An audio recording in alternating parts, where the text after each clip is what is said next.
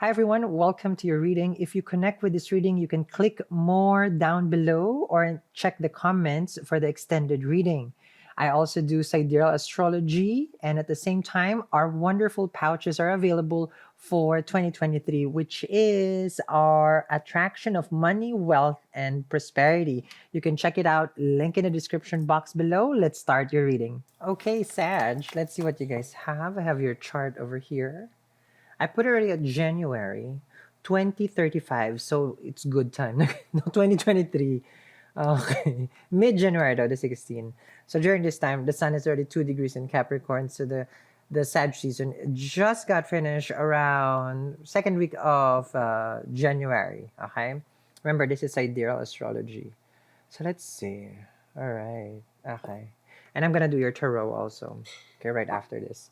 So what you have right now, Sag, is Mercury retrograde. It's gonna retrograde in December. It's 14 degrees during this time, which only means like it's in the sweet spot, not in the G spot. Meaning there may be some communication, unfinished business. Mercury rules the seventh house, which means can be relationship and partnership. You're probably the one who's most affected with regards to relationship when Mercury is retrograde, because the ruler of the seventh house because Gemini and Pisces, of course, also because ruler of Virgo. So you have this. Remember, seventh house is opposing you, not opposing, opposite of you. So who you face, that's seventh house. When you're in the grocery, the one in front of you, that's seventh house. In signing a business contract, that's seventh house because that's contract agreement. So anybody that you have connection, unfinished contract, we'll call it karma, unfinished karma. This is a time where someone might holler at you, but you ain't no holler back, holler back girl, okay? So just be careful on that, because during this time miscommunication, because there's just so much yapping that's going on. All right, that's gonna be a thing. Yap, yap, yap, dap, dap, dap. All right. And you may find yourself, it's like, okay, this is quite irritating, right? Mars is in the sixth house for you, so anybody who crosses you, yeah, because this is the house of enemies, you're gonna win, I feel, right? Anybody who crosses you, but I hope they don't cross you, because you are trying to make things work. Is something that I've observed with the Sag. You are trying always. Did it work? I don't think so. Now you could have changed your career right now, but I'm seeing here like you're probably doing some sort of budget. Okay. You have K2 in the 11th, which means like money could have been dry. It's there, it's serving, but she's serving, but she hasn't ate. Okay. What does that mean? Like you're serving, but you get it, but it's not always enough, right? Jupiter is ready to direct. Home wise, I feel like there's gonna be good. A lot of comfort in your fourth house. But they say wherever Jupiter is, Jupiter is not there. So you'd have to look at it in the fifth, okay? Because Jupiter aspects the fifth. So there may be some sort of like occult knowledge that you're practicing right now. So manifestation, so you're big in that. Some divine guidance you're getting. So that's good also. Inheritance is something that you're getting. Financial loan can be something that you're getting. So a lot of that, except the home part, the home where it's quiet. All right. So if it's ascendant, moon sign is different. Now you have Venus, Sun, Saturn in your second house. So you have to watch what you eat. That's something that you have to be careful of. And also watch your savings where it goes, because they might be like overspending. Now, the Sun in Capricorn, gorgeous. But Saturn over here, Saturn rules this house. So there might be some conflict. Okay, this is what we call Pitridosh, which means like you may have some issues with someone's older than you. Normally, this is ancestors. So this is the perfect time for you to give some sort of offering to, offering to the ancestors, the guides. Venus in the second house, we love this because Venus is supportive, and second house, this is where we get our support. You may get some support from your family, but it can become like there's delay with Saturn, there's confusion. But Saturn and Venus, they're best friends, so that's fine. But Sun over here, and if Venus gets combust, and Saturn will get combust because it's Sun will pass through this. So you may seem like it's you who's giving. Sun is an outward energy. It's in the second. So you're giving your money, giving money, giving money. Instead of you receiving. Because wherever the sun is, it will give. It doesn't take. Okay, so that's something that you will learn also wherever your sun placement is. Is it sun in the sixth? You know, you may be getting a lot of debts. Sun in the sixth house.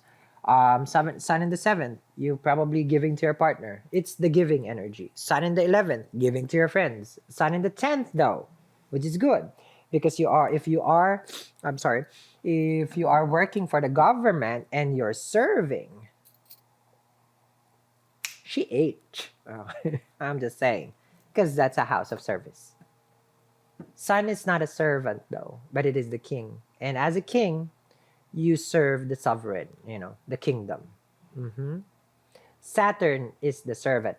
And wherever Saturn is, you will work there in that house. If Saturn is in the 10th, then you will become, I just have to say this, like almost like to a point where you're a slave to your work, to your job, to your career. This is where you will keep doing and doing and doing and doing and doing. Saturn rules time, which is karma, kala. So we would spend more time where Saturn is in our whole life. Yes. So, but Saturn in the second house, so you're managing that money, right? I'm going to go for a tarot. Three of Pentacles, you, them, and then there is unlimited extended reading in the description box below. Thank you very much to the hundreds of people who has already subscribed. The smarter way of watching extended, okay? Because you can watch now everything and you pay one, basically.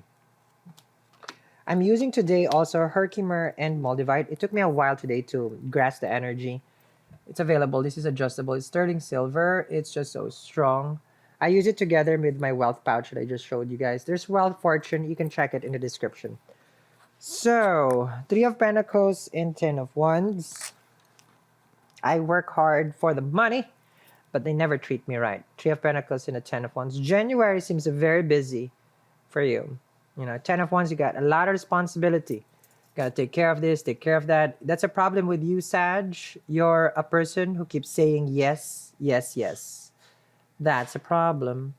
You never say no. You have issues with refusing people, Ten of Wands. It's that good kind of Jupiter, kind of, but not so good. It's like, well, it's fine, I got a lot. I mean, I can, so I will. But then you find yourself, Three of Pentacles, you're working and working and working and working. But this can be a startup business also that you have. So you're working on that. That's good. Okay. So this Three of Pentacles, you have a lot of idea. That's good. Three of Pentacles, you're teaching, renovating. You're probably building a home or finishing up a home. Okay. I said finishing up a home. I didn't forget the M. You don't finish. Okay. Hangman with the Six of Pentacles, relationship-wise, dating-wise, nothing has improved. Still delay. Yes. Nothing. I have nothing. If you are a Moon and Sag, hold on tight. Sade is about to be over. Very much. January. By February, you'll be soaring high. Okay? And they'll be sorry. Hangman with the Six of Pentacles, you compromise, you give, and you didn't get anything. Right? Six of Pentacles is breadcrumbs. Three of Pentacles, you put in the time, the work, you give them all the attention, the energy, still nothing. You're basically putting a Whitney here. I have nothing. Yes, that's Whitney, right? You have nothing, all right? But how can you have nothing when you're giving? Which means you have a lot? Yes, not unless you already have nothing, Ten of Wands, and you keep giving. There we go. Three of Cups is a card of happiness, yes. Ace of Swords is a card of communication. We're looking at their side now. Four of Cups and the Ace of Cups. They do feel entitled that it's you who has to give this love. They wait, you give, they wait, you give. That's the problem when, what? You do too much. You do too much. I do bare minimum. Bare minerals. No, I do bare minimum. I do. I wouldn't do too much. This is me. My bare minimum, though, is too much. My bare minimum is 24/7. Maybe that's like you. Oh. My effort would be 24 hours, 7 days. Ace of Cups with the Four of Cups. You always tell them, oh, you love them. So they got used to that. Ace of Cups with the Four of Cups. You always come to them, message them, text them, call them. But now with the Six of Pentacles, you see it, right? You're not getting anything. Ace of Swords with the Three of Cups. All right. So your person has options. Okay, it can be someone who's a friend. Two of Cups with the Ace of Swords. Someone who's always around them. I'm just being honest over here, folks. All right, Ace of Swords with the Three of Cups. They got options. All right. From what I'm seeing here, with the Ace of Cups, this is now the time where your person, all right, Ace of Swords with the Ace of Cups, wants to talk about their feelings also with you. Good. Eight of Swords, the Lovers. When you like someone, Sag, you do this. What do I mean? What do I mean when you like someone? When you want someone, right? You don't you fixate on them, not obsessed, because you like the chase. You like the hard stuff. Yeah, no pun intended. You love the part where you you want the one that you can't have, right? Mm-hmm. That's a problem. Mm-hmm. That's a problem right there. That's a problem. Because Eight of Swords with the Lovers, the Hermit with the Justice. Okay. You're seeking this relationship, you're wanting this relationship, but with the Justice card over here, you have to ask yourself, okay, are you getting equal? Like the treatment over here, is it equal? Is it the partnership that you deserve? Because if you feel alone and you're in a relationship, I feel like that's not healthy. Yes? Yes. Okay. Your person, Queen of Cups, Page of Pentacles, a Tower, and a Six of Wands, leaves you dry, leaves you questioning. Why do I keep up with this? Six of Wands with a Tower. I just have to be honest, when you're young, you have this karma of learning relationship in Nizargaki, which is like a natural dasha, Venus maturity, Mars maturity. We do learn from this. I hope that you're young, so this is just part of the trade. The trade. Because when you're stepping into like your 30s, your 40s, and your 50s, and we're still acting like a 20s, then the natural dasha didn't really teach you anything. So we can't be stupid in love when we're a certain age because we have already encountered this in our earlier part of our life. Does it make sense? We can't. I can't allow stupid at 40 or 30. Not at all. 20, yeah, go for it. We're all dumb in 20. And I say dumb like love. Like it's the part of learning life, right?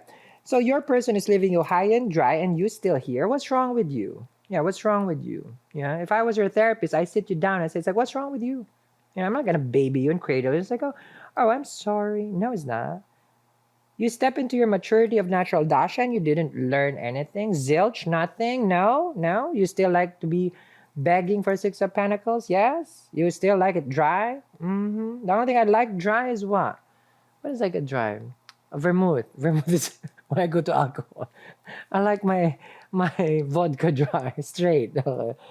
Queen of Cups, Page of Pentacles. Oh, they tell you what? Oh, I'm sorry. I'm sorry for everything, Page. And then you have a soft heart for them. Okay. A soft spot. Six of Wands with a Tower. This is a heartbreaking incident that you will have with your person because you will see them. You will see them talking to someone, and that's when you're gonna question. But I thought you loved me, but why you have that? Who is that? Three of Cups over there.